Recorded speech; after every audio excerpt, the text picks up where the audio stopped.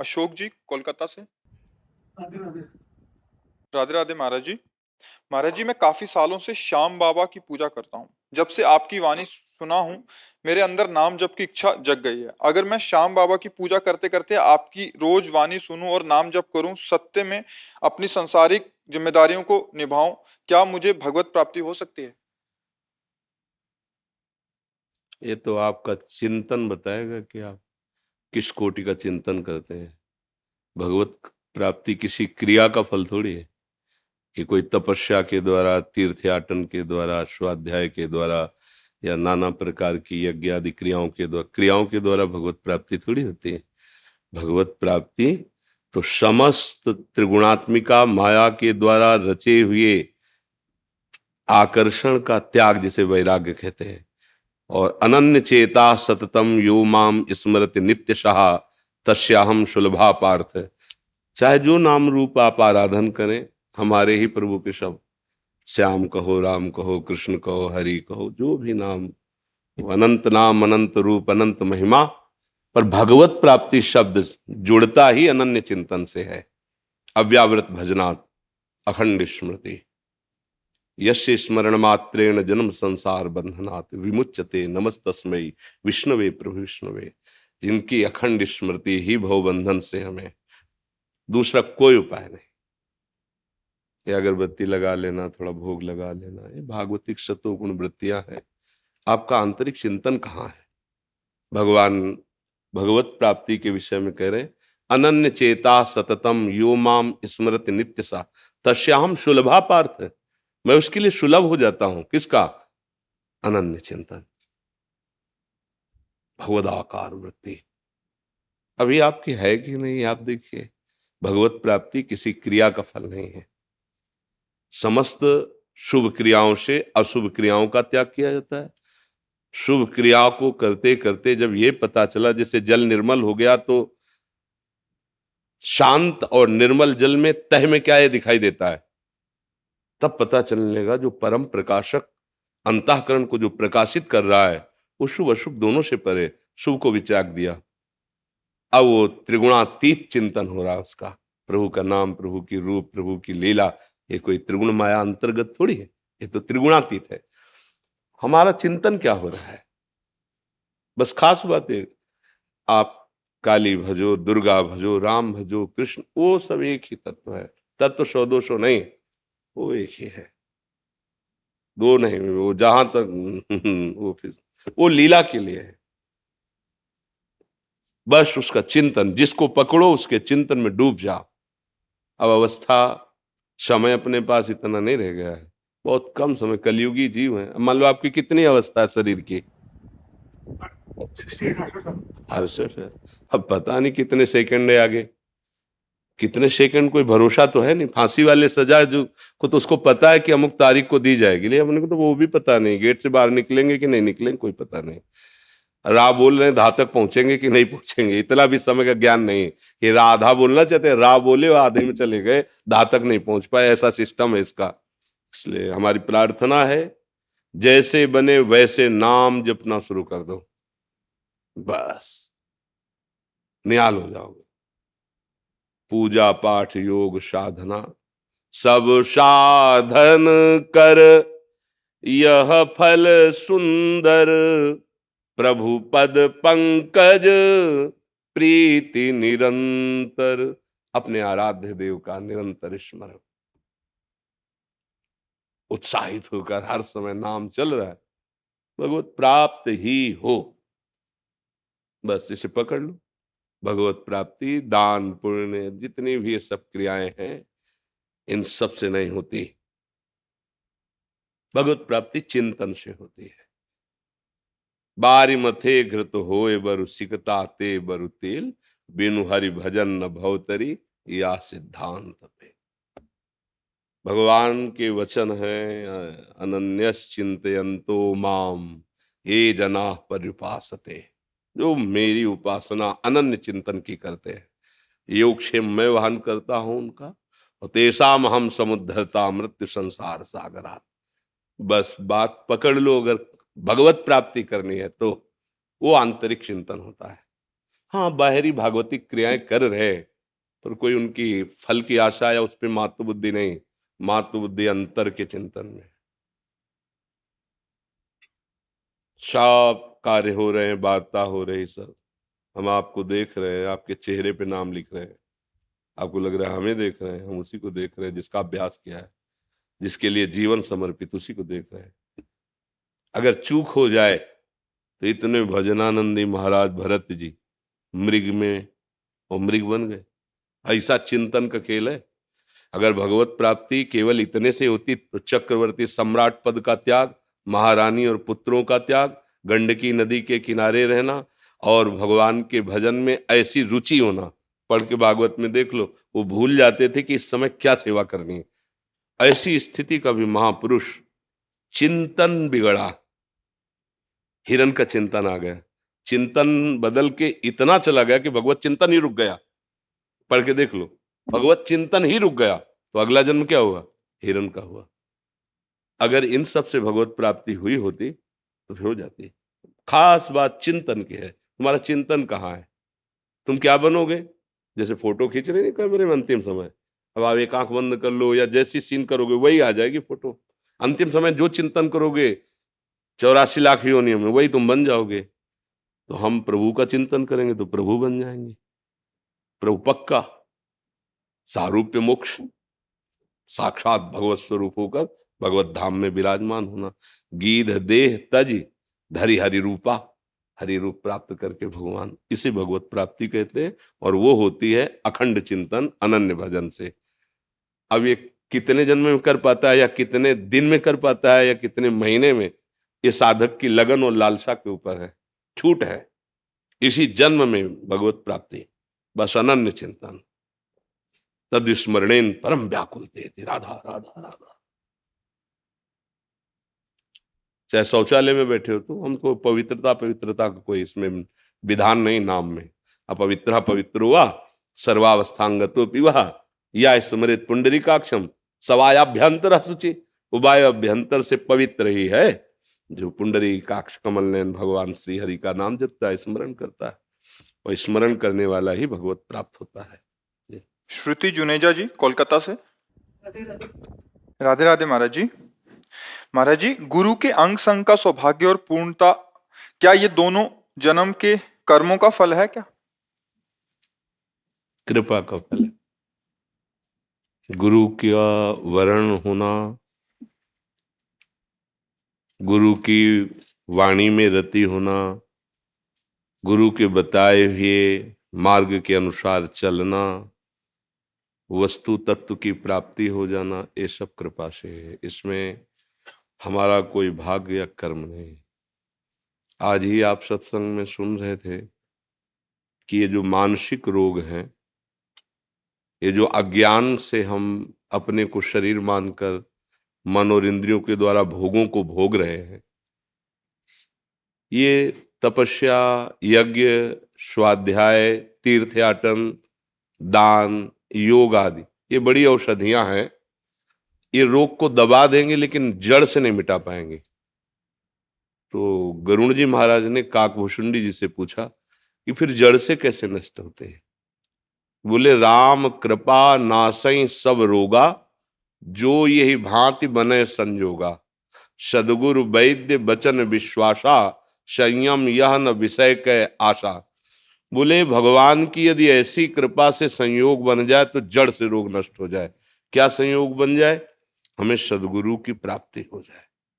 भगवान और सदगुरु एक ही तत्व के दो पर्यायवाची शब्द हैं।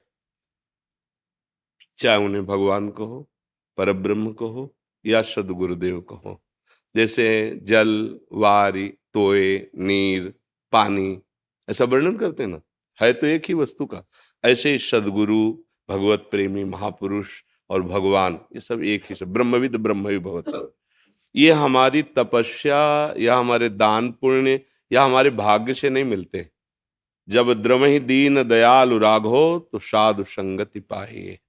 जब हरि जिस पर प्रसन्न हो गए तो सदगुरुदेव की प्राप्ति हो जाती है। और सदगुरुदेव के अंग संग का तात्पर्य है उनके इशारे पे चलना, उनकी आज्ञा पे चलना। जैसे आप कपड़ा धो देते, सदगुरुदेव की चरण सेवा करते हैं, भोजन पवाते हैं, पात्र मार्जन करते हैं, उनकी परिचर्या में हैं, पर आप उनकी आज्ञा का पालन नहीं करते। जो वो चाह करते हैं कि आप भगवत स्वरूप में स्थित होने के लिए ऐसा व्यवहार कीजिए, ऐसे चलिए, ऐसा सुमिरन कीजिए, तो यह अधूरी सेवा मानी जाएगी। और गुरु के इशारे पे अब जो ही कहां करें हम सोई, आयस लिए चले निज दासी। निज दासी मतलब बिका हुआ, मेरा कोई अस्तित्व नहीं। गुरुदेव के खड़े हो जाओ, खड़े हो जाओ, बैठ जाओ, बैठ, खड़े हो जाओ, बैठ जाओ, क्यों बैठ गए, खड़े हो जाओ। तो दोबारा है नहीं, पर ये क्या चल रहा है, मतलब बार बार खड़े होना, बार बार बैठना, बार बार। अरे एक बार बोलो खड़े हो जाओ या बैठ जाओ, फेल हो गए। एक शिष्य को बहुत प्यार करते थे गुरुदेव। जिसको गुरु का प्यार मिल जाए तो मतलब आप कुछ बकाया नहीं रहेगा, सब कुछ प्राप्त हो जाएगा। गुरु प्यार कर दे, गुरु उसी को प्यार करते हैं जो गुरु की आज्ञा पे रहता है। तो औरों को लगता कि ऐसा क्या। तो एक दिन एक ने प्रश्न किया, महाराज जी हम भी तो आपके हैं, आप इनको इतना प्यार, जो आज्ञा इन्हीं को, और जब देखो तो इन्हीं को, तो हमें अवसर क्यों नहीं मिलता, हमें उतना प्यार क्यों नहीं देते आप, मतलब क्या कमी हमें। तो तुम्हें लगता है ऐसा है, हमारे लिए तो सब समान है। ये सुनो, हमारी इच्छा है कि ये जो बरगद के पेड़ है इसमें चबूतरा एक बना दो, और जिसे बहुत प्यार उसे कहा पीपल के पेड़ के नीचे एक चबूतरा बना दो, शाम तक बन जाना चाहिए। बोले जी सब, दोनों ने बनाया। शाम क्या है, बोले ठीक नहीं, दोनों बिगाड़ दो, बिगाड़ दो। सुबह फिर दोनों बना दो, शाम के फिर कब बिगाड़ दो। 3 दिन लगातार करने के बाद जो प्रश्न किया था कि हमें क्यों प्यार नहीं, बोले आप बताओगे कि आपकी पसंद क्या है, रोज बनवाते हो, रोज बिगड़वा देते हो, आप एक बार तो बताइए आपकी पसंद क्या है, व्यर्थ में हमारा। इसलिए इसको प्यार करते हैं, इसलिए इसको प्यार करते हैं कि हमें तुम जीवन भर बनवा बिगड़वा, हमसे इससे मत, हम तो बिके हुए आपके दास हैं, आप जैसा आज्ञा करें। उससे पूछा कि आपको कुछ बुरा नहीं लगा, बुरा क्यों लगे, ना मेरा शरीर, न मेरा मन है, न मेरा संकल्प है, ये तो आपको समर्पित है, आप जैसे चाहो करते रहो, आप सब कुछ प्राप्त हो जाएगा। गुरु के अंग संग का मतलब है गुरु की आज्ञा में जीवन को समर्पित कर देना। गुरु और भगवान दो नहीं है, इसका हमें अच्छी तरह ये भाव करना है। तो जैसे लोग कहते हैं मानो सामने वाला कपट कर रहा हो, तो काल नेमि ने कपट करके साधु रूप धारण करके हनुमान जी को ठगना चाहा, तो भगवान ने मकरी रूप से बता दिया ना साधु ने, क्योंकि आप भगवान के सहारे हैं, वो बीच में आपके हैं, गुरुदेव और आपके बीच में भगवत सत्ता विराजमान है। अगर आप सच्चे हृदय से, तो सच्ची कहते हैं उनकी कही हुई बात से आपको भगवान मिल जाएंगे। बातें बहुत हैं, बस समझना है। एक बार एक ग्रामीण भगत जो गाय चराया करता था, भागवत कथा हो रही थी, तो निकला वहां से, उसके पास समय तो था नहीं सुनने का, वो लोग सुन रहे तो खड़ा हो गया ऐसे लाठी लेके कि क्या बोल रहे हैं महाराज। तो उन्होंने कहा बिना गुरु बनाए जीवन पशु जैसा व्यर्थ चला जाता है, जीव को गुरु की शरण में जाने से ही परम कल्याण होता है। चला गया। तो विचार किया हम कैसे गुरु बनावे, ना हम पढ़े ना लिखे ना। दूसरे दिन जब वहां से निकला तो मंच के समीप गया, तो महाराज कल आप कह रहे थे गुरु बनाए बिना जीवन पशु जैसा व्यर्थ चला जाता है, तो हम तो पढ़े लिखे हैं नहीं, गाय चराते हैं, पूरी गांव की रोटी मिल जाती खाते हैं, महाराज आप ही हमको चेला बना लो। तो अब कथा का समय चल रहा, बातचीत को तो बोले जब कथा जिस दिन समाप्त होगी उस दिन बात करना। उस दिन वो अपना जो चढ़ावा चढ़ा था, जो जैसी व्यवस्था फल फूल आदि वो लेके जा रहे थे, पहले घोड़ों पर चला जाता, तो घोड़े पर सब लाद के पीछे महाराज वो आप कह रहे थे ना गुरु बनाने बिना जीवन, तो अब हम तो और किसी को जानते नहीं, आप ही गुरु। पीछे पड़ गए, उसे भोला भाला देखेगा, धत गपोचन पीछे पड़ा हुआ है ऐसे। बोले जय हो महाराज, मिल गया मंत्र हमको, और एकांत गया नहा धो के। अब देखो ना कोई वेद वाक्य है ये, और ना कोई भगवान नाम के अंतर्गत है। अब वो उनको गुरु मानकर भाव से उन्होंने धत गपोचंद कह दिया ना, व्यर्थ में पीछे पड़ा है, रुको रुको गुरु, ऐसे गुरु मंत्र दिया जाता है। अरे थोड़ी कुछ पवित्रता, कुछ तो। अब गाय चराएगा दिन भर घूम, क्या इसको गुरु मंत्र दे दे, ऐसा भाव नहीं। तो धत गपोचंद अवधत गपोचन, अभी कोई मंत्र थोड़ी, गुरु मंत्र जपना है। गाय चरा रहा तो सुमिरन कर रहा है, बार बार उसी नाम का। ऐसा भाव बढ़ा कि अब एक गाय चराना छोड़ देते, एकांत बैठकर अब एकांत धुन में लगा था। फिर ऐसा भाव बढ़ा कि एक एक दो दो दिन भोजन छोड़ देते, बराबर इसको जपते हैं। ठाकुर जी द्वारिकाधीश जी ने रुक्मिणी जी से कहा, अब हम एक भक्त के दर्शन करने जा रहे हैं। बोले प्रभु अभी तक तो दर्शन देने जाते थे, आज आप दर्शन कर। बोले अलवेला भक्त है, चलोगी क्या? बोले प्रभु हमें बहुत, आप बहुत खुशी होगी यदि आप भक्त के दर्शन करने गए। तो लिवा गए तो एक झोपड़ी वाला मकान था, घर था। बोले इस कमरे में भगत पहले तुम दर्शन कर आओ, क्योंकि हमारे साथ बाद में चलना, पहले तुम देखो हमारे भक्त की महिमा। अब वो साधारण स्त्री वेश में अंदर गई, वो लगा था धद गपोचन धद गपोचन धद। का भगवान के शास्त्र नाम, गोपाल जी के, विष्णु जी के, बड़े भगवान के नाम, ये तो हमने कभी जिंदगी में नहीं सुना। तो उन्होंने कहा ए भैया ये किसका नाम जप कर रहे हो? एक दो बार में तो खोला नहीं आंख, और जब देखा बहुत झकझोर कर रहे ना, तो गुस्सा में चरवाहा आदमी बोले तुम्हारे खसम का कर रहे हैं, जाओ यहां से। वो आई और प्रभु से कहा प्रभु वो तो बहुत पहचानता है। हम छुपा के गई और वो पहचान गया, वो कह रहा है आपके, तो प्रभु बोले हाँ इसीलिए तो हम दर्शन कर ले हैं। बहुत भगवान नजदीक गए, रुक्मिणी जी ने कहा प्रभु सच्ची बताना आपका ये नाम है भला? आज तक सुना है आपका? बोले ये नाम है, मैया यशोदा जी के द्वारा रखा हुआ है, ये और जगह लिखा नहीं है, लेकिन ये नाम है। बोले कैसे प्रभु नाम है? बोले एक दिन की बात है कि जब हम बहुत बाल लीला में खिलवाड़ खिलवाड़ में माट तोड़ देना, माखन फैला देना, लाडले थे पूरे ब्रज के ठाकुर जी, तो जैसी गोपी भावना करती वैसी ठाकुर लीला करते। तो एक दिन बहुत ऊंचे छीके पर माखन रख दिया और सोचा आप देखें छोटे से कन्हैया कैसे पावेंगे। तो ओखली ओखली के ऊपर सखा, सखा की कांधे पे ठाकुर जी, फिर ठाकुर जी ऊपर से ऐसे।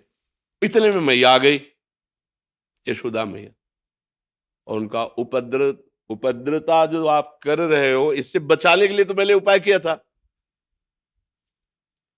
बोले मैया मैं कोई उपद्रव नहीं कर रहा हूं। फिर इतने इतने हाथ तुम्हारे, मैया मुझे भूख लगी थी तो हमारी दृष्टि गई तो इसमें चींटी दिखाई दी, तो मैंने सोचा जब मैया आएगी चींटी निकालेगी तब तक मैं भूखा रहूंगा, चींटी निकाल मैं देता हूं। बोले वाह बहुत चतुरता, इतनी इतने में चींटी निकाली जाती है। मैया जहां ऐसे रखता तो चींटी नीचे तक चली जाती, तो मैं ऐसे ऐसे करके निकाल रहा था। मान गई। और यहां जो लगा हुआ है, तो बोले एक मक्खी परेशान कर रही थी, यहां बार बार बैठती, अब एक हाथ से तो ऐसे छीका पकड़े हुए, अब हम उसको हटा, जब नहीं हटी तो ऐसे मार दिया, तो वही लग गया। तब मैया का धत गपोचल कि तेरे से कोई नहीं जीत सकता, तू जगत गुरु है, बड़ा चतुर है। गुरु के वचनों पर विश्वास तो भगवत साक्षात्कार हो गया।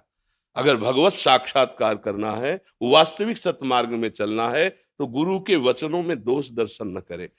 जब हम गुरुदेव का वर्ण करते हैं तो यही मन बुद्धि काट छाट करने लगती, ऐसा क्यों, ऐसा ऐसा क्यों? तुमने कभी डॉक्टर से काट छाट की? ये हरी वाली टेबलेट नहीं, मुझे नीली पसंद है, नहीं, तब वो भगा देगा तुम्हें।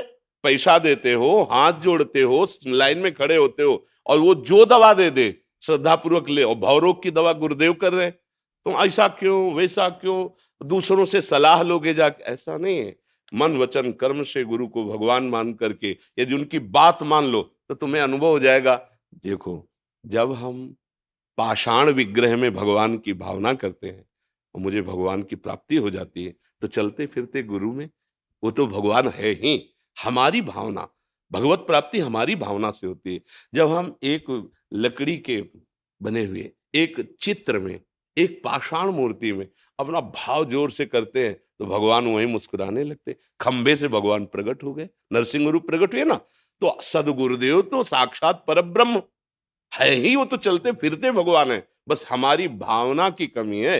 भावना की कमी होने पर दुर्योधन भगवान को भगवान नहीं मानता था, नहीं मानता। तो जब भगवान उपदेश करते तो कहता ऐसा मत समझो श्री कृष्ण की मुझे धर्म का ज्ञान नहीं, मुझे धर्म का ज्ञान है पर मेरी रुचि नहीं है, और मुझे अधर्म का भी ज्ञान है पर उसमें रुचि है मेरी। भगवान सलाह देते तो कहते पांडवों को दो जाके।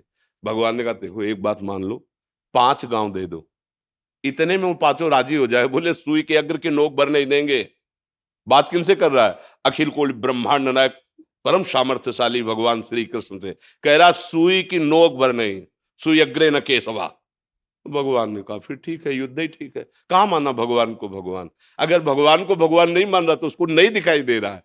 और विदुरानी जी भगवत भाव में मगन है, तो दरवाजे के बाहर खटखटा, कौन? श्री कृष्ण।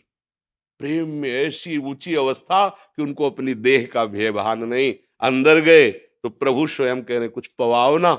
क्या पवाओ? बोले केला रखे ले आओ। तो केला ला रहे, छिलका प्रभु को पवा रही, गूदा फेंक रहे, और प्रभु भी बड़ी मस्ती से पा रहे हैं। तो भगवान के प्रति किया हुआ भाव ही हमें भगवत प्राप्ति कराता है। तो वैसे तो चराचर जगत में भाव करना है भगवान का, पर गुरुदेव तो भगवान के स्वरूप है। स्वार्थ सकल तजी गुरु चरणन भजी, गुण नाम सुनि कथि संतन सो संग करी, काल ब्याल मुख पर्यो कफ पित्त बात भर्यो, भ्रमो कित अनन्य कहाय की जी लाज धरी। हमारी वाणी जी में लिखा हुआ है, यदि आप इसी जन्म में समस्त दुखों का नाश करके आनंद प्राप्त करना चाहते हो तो स्वार्थ का त्याग करके गुरुदेव की आज्ञा पर हो। स्वार्थ सकल तजी गुरु चरणन भजी। और गुरुदेव ने जो नाम दिया है, जो मंत्र दिया है, निरंतर उसके रटने का अभ्यास करो। बस जहां आप नाम मंत्र अभ्यास करोगे, साधु संग करोगे, तो तुम्हें इस शरीर में जो प्रियता है, इस शरीर के भोगों में, अब देख लो कौन सा इसमें अमृत भरा हुआ है। सुख सिंधु भगवान को भूल करके भोगों में जो रति हमारी मन बुद्धि, ये गुरु कृपा ही बचा सकती है।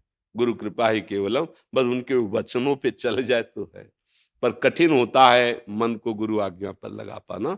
वही आज्ञा पालन करने वाला ही गुरु अंग संगी कहा जाएगा।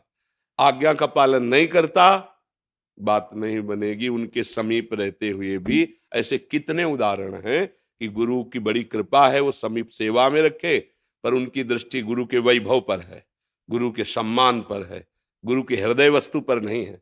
जो आज्ञा करते हैं परमार्थ की, उसका पालन नहीं तो फिर शिष्य वो खाली ही रहेगा। गुरु की अध्यात्म वस्तु की प्राप्ति उससे नहीं होगी, वो सानिध्य में रहते हुए भी अधूरा ही रहेगा। और लाखों कोस दूर है और अपने गुरु को ब्रह्म मानकर उनकी आज्ञा पर चल रहा है, वो पूरा हो जाएगा, लाखों कोस दूर से पूरा हो जाएगा, क्योंकि गुरु वहीं विराजमान है। गुरु अखंड मंडलाकारम व्याप्तमेन चराचरम, चराचर में मेरे गुरुदेव विराजमान। बस उनको हम अपना जीवन आज्ञा पर समर्पित कर दें, ये बहुत कठिन बात। और जिसने समर्पित कर दिया वो फतेह को प्राप्त हो गया, वो जय को प्राप्त हो गया, वो शुभ अशुभ विध्वंस करके महासुख में निमग्न हो गया। ये शुभ अशुभ जो बांधने वाले कर्म है, इनसे मुक्त हो गया। विशाल सोनी जी आजमगढ़ से। श्री हरिवंश महाराज जी, आपके चरणों में कोटि कोटि प्रणाम। गुरुदेव, हमारा छोटा सा आभूषण का व्यवसाय है। कुछ लोग किसी मजबूरी में अपना आभूषण बेचना चाहते हैं जिसमें भगवान की मूर्ति बनी रहती है या प्रणव लिखा रहता है। ऐसे आभूषण खरीद सकते हैं क्या? किन्हीं कारणों से, क्योंकि पुरानी मूर्ति है, उसे गलाने के बाद दूसरा आभूषण बनाया जा सकता है। ऐसी स्थिति में दुकानदार क्या करे महाराज जी? देखो, जो जिनको केवल लौकिक लाभ की, तो उनसे हमारा कोई संभाषण ही नहीं है। लेकिन यदि आप यहाँ आए हो तो इसका मतलब आप कहीं ना कहीं भगवत कृपा पात्र हैं। तो जिसमें प्रभु का श्री विग्रह बना हुआ है, उसे हम स्वर्ण में गलाएं और अपने को सनातन धर्मी कहें, मुझे नहीं लगता बहुत बड़ी हानि है। कोई भी बताओ, आप अपने प्यारे की छवि को आग में झोंक सकते हो क्या? जिससे प्यार हो उसकी फोटो, हमने तो स्कूल पीरियड में देखा बच्चों को, जैसे नहीं, पर्स में अगर दूसरा छीन भी ले, देख भी ले, उसको पीटने की कोशिश करता था। मतलब हमारा वो पर्सनल प्यार का विषय है, आप उसे दे। तो हमारे आराध्य देव की छवि, आराध्य देव के धातु के श्री विग्रह मान लो, अब उनको हम गला सकते हैं। व्यापार, सांसारिक लाभ, ये तो तुम्हारे चिंतन में होगा, लेकिन इसका जो स्वरूप है वो क्या होगा? आप केवल एक व्यापारी हैं। व्यापार किसके लिए? धनोपार्जन के लिए। धनोपार्जन किसके लिए? जीने के लिए। तो जी किसके लिए रहे हो? भोगों के लिए। फिर तो कोई प्रश्न ही नहीं बनता। अगर प्रश्न बनता है तो फिर हम ऐसा नहीं कर सकते। हमारे ठाकुर का विग्रह हो और हम उसे आग में गलाएं, ये अपने से तो, अपनी सलाह में नहीं, मनमानी कुछ भी करो, सलाह में नहीं, मुझे ऐसा लाभ नहीं चाहिए। और उपाय करेंगे और कर ले, लेकिन भगवत विग्रह बना हुआ है, मतलब वो श्री कृष्ण रूप है या राम रूप है या गणेश रूप है या गौरी या लक्ष्मी रूप, कुछ भी रूप रखा हुआ है और बड़ा लाभदायक है, क्योंकि वो पुराना सोना हमें दे रहा है तो काफी हमें प्रॉफिट हो जाएगी। हमारी दृष्टि में क्या नजर आया?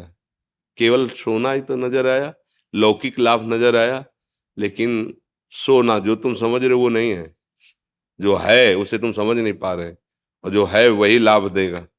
ये तो सब करोड़ों अरबों रुपए कमाए और एक झटके में रोड में फैल गए, मैं गाड़ी परिवार सहित सब। कर्म बिगड़ जाते हैं, कर्म बिगड़ गए। अब एक आदमी तलवार से लेकर हमारे विग्रह को काटता है तो हम उसको विधर्मी और कोसते हैं, कहते हैं नीच। हमारे भगवत विग्रहों को, समझ रहे ना हमारी बात? और वही हम उसी भगवत विग्रह को थोड़े से लाभ के लिए अग्नि में गलाते हैं, तो हम में उसमें क्या अंतर रहा? आप हमें बताओ, कोई अंतर आप मानेंगे है? कोई अंतर नहीं तो है। प्रभु बस हम यही आपको समझाना चाहते हैं कि कम लाभ, धर्म में जीवन, नमक रोटी, सुखी परिवार, आनंद में जीवन। ज्यादा धर्म विरुद्ध आचरण, वो फिर हानि हो जाएगी। वो बहुत विचित्र खिलाड़ी है, ऐसे खेल खेलता है जिनका हिसाब हमारी समझे में नहीं आता है, बहुत विचित्र। या रहस्य रघुनाथ कर वेग न जाने कोई। जैसे हमारे सामने राधा नाम लिख दिया जाए और कहा जाए पैर रख करके नांगो नहीं तो तुम्हारा गला काट देंगे, तो हम गला कटवा लेंगे, पैर थोड़ी रखेंगे, क्योंकि मेरे आराध्य देव का नाम है। नहीं, हमारा गला काट। एक फूल की पंखुड़ी अगर प्रभु के श्रीअंग के आभूषण में बनी हुई है और वो गिर गई, अगर वो हमारे, तो हम पहले उसे ढूंढेंगे, उसे उठाएंगे, तो हृदय जलेगा, धोखे से न छू जाए। एक पुष्पदंत नाम के भगवान शिव के बड़े पार्षद हुए हैं, तो भगवान शिव के लिए एक राजा की पुष्प वाटिका से सुंदर सुंदर पुष्प रात्रि में ले जाते थे। तो राजा को पता चला कोई ऐसा अव्यक्त चोर आता है तो सारे फूल बगीचे के ले जाता है, सुंदर कमल सुंदर ऐसे। तो उन्होंने विद्वानों से बात की, ऐसा कौन चोर हो सकता है कि जो अव्यक्त रूप से आता है वो लेके, बाहर सब पूरी फौज लगी हुई। तो उनका है कोई दैवी शक्ति संपन्न है, और दैवी शक्ति अंतर्ध्यान हो जाना, प्रकट हो जाना, ये तो उनका उसको कैसे पकड़ा जा सकता है? बोले भगवान विश्वनाथ जी के, काशी विश्वनाथ जी के प्रसादी बिल्व पत्र फूल बगीचे में फेंकवा दीजिए, पैर पड़ते ही सारे पुण्य नष्ट हो जाएंगे और वो पकड़ा जाएगा। ऐसा ही किया गया, जी किया। तो अब उनके सामर्थ्य नहीं अंतर्ध्यान होने की, तो शिव महिमना स्तोत्र उसी समय उन्होंने रचा और उसी समय गान किया, तो ये सारी सामर्थ्य आ गई, फिर अंतर्ध्यान हो गए।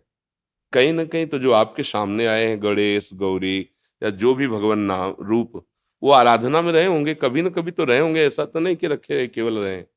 और वो आप गलाएंगे और आप जानते हैं ये कौन है, मुझे नहीं लगता कि ये कहीं धर्म है या कहीं भी समझदारी है।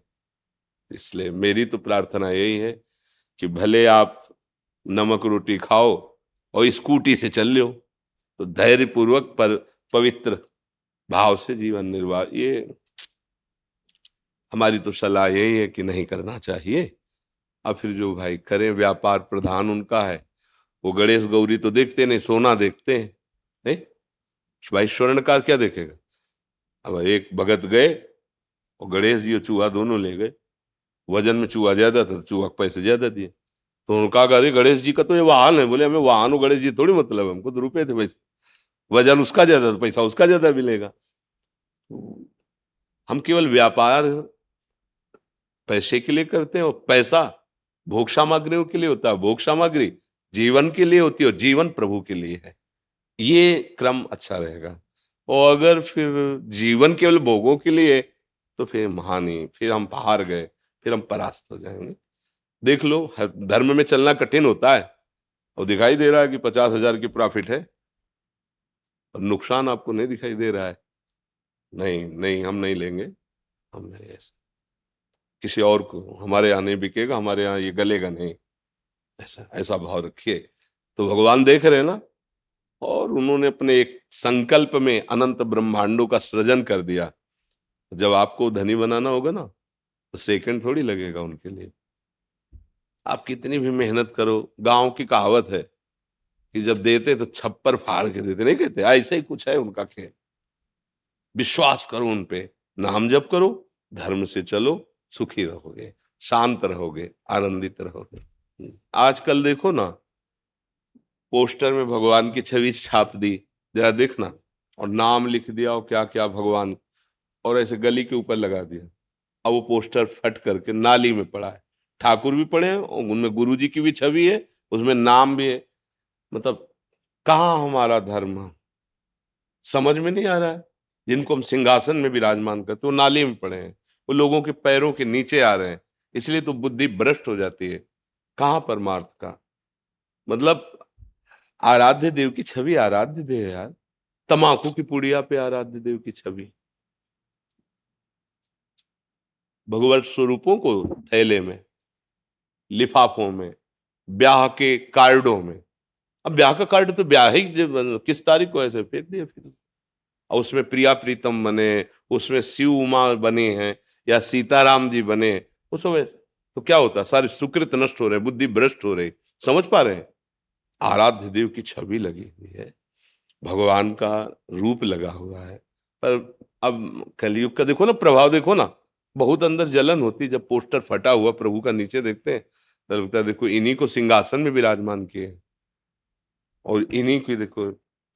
अरे भैया निमंत्रण देना, तारीख है ये, ब्याह का स्थान ये है, ब्याह यहाँ हो रहा है, आ जाइए बजे, और उसमें भगवान को बना देना। दो चार तो है कि उनको सम्मान से रखेंगे जो जानते हैं, और जो नहीं जानते तो कार्ड को कार्ड की तरह फेंकेंगे, पोस्टर को फाड़ करके बाहर फेंक देंगे। तो ये कई ऐसी गलतियां होती जो हमारे पुण्य नष्ट हो जाते हैं, हमें पता नहीं लगता है।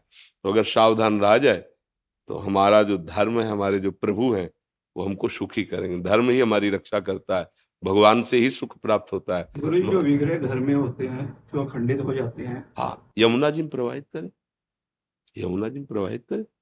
यमुना जी गंगा जी इसीलिए है, उनमें विराजमान कर दे। भावना करते हैं कि उनके महल में विराजमान हो गए, नवीन विग्रह विराजमान कर ले, और उसका थोड़ी मतलब कि बेच दे। तुम्हारा लड़के का हाथ टूट जाए तो बेच दोगे क्या? नहीं बेच दोगे ना। तो उसकी अगर आपको ऐसा लगता है कि हमें बहुत प्यार इस विग्रह से, तो आप मिलिए ऐसे जो मूर्ति की रचना करते हैं, वो उनको संभाल दे। हमारा हाथ टूट जाएगा तो डॉक्टर नहीं बनाते, तो हम हाथ को पुनः उसको वैसे करें, औषधि करवा ले। उसके औषधि डॉक्टर दूसरे होते हैं। जैसे जो गोपाल जी का जो स्वरूप निर्माण करते हैं, गोपाल जी में कुछ वहां पहुंचिए, उनको भेंट दीजिए, वो डॉक्टरी कर देंगे। अगर आपको ऐसा लगता है कि गोपाल जी नवीन रूप में विराजमान, तो यमुना जी को दे दीजिए कि हे महारानी, जो आप महल में अपने गोपाल जी को विराजमान करो, मैं नए स्वरूप से सेवा में विराजमान करता हूँ। हमारी दुकान हम प्रिंट करते हैं। हाँ पूज्य महाराज जी वही कह रहे हैं ना, विग्रह स्वरूप या नाम आए ना उस पे। हाँ, मतलब प्रिंट काय करते हो? दुकान उनकी प्रिंटिंग प्रेस है, कार्ड वगैरह कार्ड हो गए। हाँ, तो अब हम तो भाई यही कहते हैं, हमारी बात कोई मानेगा?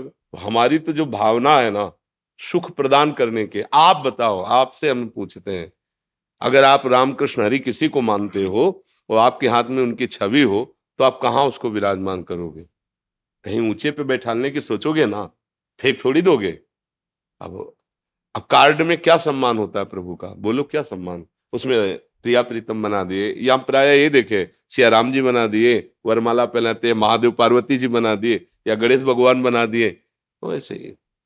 तो कहीं ना कहीं हमारी, या तो मानो मत कि ये भगवान है, तो फिर भगवत विमुख हो, तुम्हारी बात अलग। अगर मानते हो तो ऐसा कैसे कर सकते हो तुम?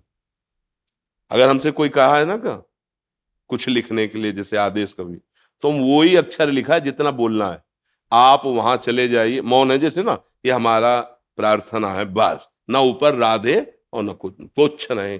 वो कागज जिसमें हमने राधे लिख दिया, वो कहीं फेंक देगा, उसके पैर के नीचे पड़ गया तो हम तो मर जाएंगे, क्योंकि हमारी आराधना यही है, हमारे तो जीवन यही, राधा नाम ही जीवन है। हम तो कभी नहीं कि ऐसे हम राधा लिख नहीं।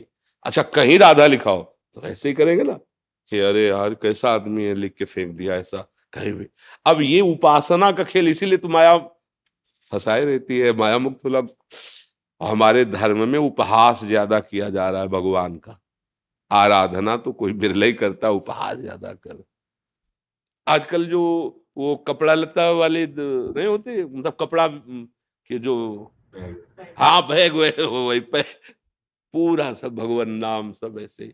नाम का कहाँ तुम्हें विश्वास है, रूप का कहाँ तुम्हारा भाव, और कहलाते हैं धर्मध्वजी, और अपने आराध्य देव के नाम और रूपों को रौंद रहे हो तुम धर्मध्वजी हो, है? आराध्य देव के नाम रूपों की तुम कितनी वक़्त कर रहे हो, जिनको हम सिंहासनों में विराजमान करते हैं, जिनको हम गुरु जी से प्राप्त करते हैं, जिसको हम जप करके मोक्ष प्राप्त करते हैं, कल्याण प्राप्त, वही तो नाम है। चाहे राम बोलो, हरि बोलो, कृष्ण बोलो, शिव बोलो, गणेश बोलो, गौरी बोलो, वही तो है। एक ही तत्व तो सब रूपों में है। श्री जी की शरण में है, वो पास है। लोग कहते हैं बाबा। पास ही आपकी गिरनी है, बाकी तो सब देने देने वाला। श्री ये श्री जी की कृपा। तो अमीर खुसरो जी नाम के एक महाभागवत हुए हैं, तो उन्होंने कहा, अमीर बाजी प्रेम की खेलूं पी के साथ, अगर मैं जीती तो पिए मेरो, तो हारी तो पिए के साथ, दोनों हमारी। अगर जीत गई तो प्रीतम मेरे, और हार गई तो मैं प्रीतम की। घाटा ना जीत में ना हार में, दोनों में प्रीतम मिल रहे हैं। धन्यवाद। क्या आनंद है हमारे दर्शन करके। आप दर्शन देने आए महाराज जी, हम अधम जीव आपके दर्शन करने नहीं जा सकते, इसलिए आप कृपा करके दर्शन देने आए। रखना महाराज जी। हम तो यही प्रार्थना करेंगे कि बस अधीनता, गुरु अधीनता, अपने गुरुजनों को, अपने महापुरुषों के अधीन रहे, कभी उनमें दोष दर्शन न करे, सदैव नजर झुकाकर उनकी आज्ञा में रहे, तो माया भयभीत होकर भाग जाएगी। और अगर इन पर नजर टेढ़ी कर दी तो माया आप पर नजर टेढ़ी कर दी, फिर बचना मुश्किल है। हाँ, अभय होए जो तुम्हें डिराई। जो गुरुजनों से डरते रहते हैं वो त्रिभुवन में अभय रहते हैं, और जो गुरुजनों पर नजर टेढ़ी कर दी तो फिर हार जाते हैं। बस ये है। धन्य धन्य।